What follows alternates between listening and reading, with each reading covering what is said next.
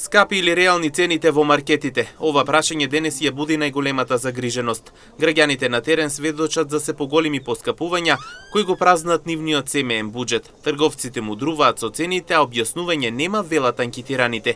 Секое пазарење станува тежок товар за домаќинствата. Не бе какво намаление на цените.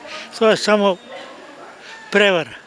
Цените не се намалени, но се зголемени. Трговците и не може да дадат крај.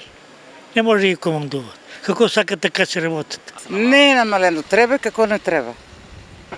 Многу се скапа, улезе и беше јадарка, не си доле. Јас имам сега што покачија последното, 20.000.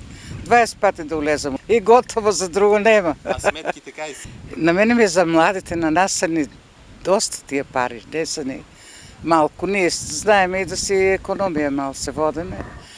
Ама на младите нека дадат да не бегат по другите држави, да седат тука. Ќе останеме само старци, ќе нема кој да не гледа, нема кој чаша вода да ти даде. Не, нормални. Па со Господ напред ќе се издржи, што да правиме? Господ е дење.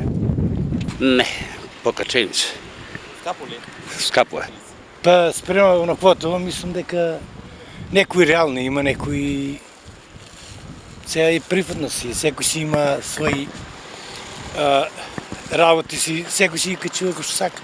Приватно е тоа, секој си качува како му одговара. Па сега, ако има пари, некој ќе си зема, ако нема, те така ќе си мине месец. Не е тешко.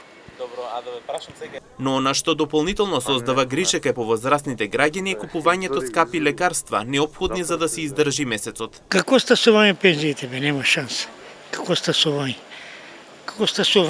Абе, лековите, хеде шурупе, 500 динара, бе. Тешко се живее, тешко многу. Лекове секој ден, разни. Граѓаните и понатаму се соочуваат со високи цени кои го оптоваруваат нивниот семеен буџет, додека трговците не даваат објаснување за наглите поскапувања. Секое пазарување станува предизвик, а надежта за стабилизација се уште е далеку.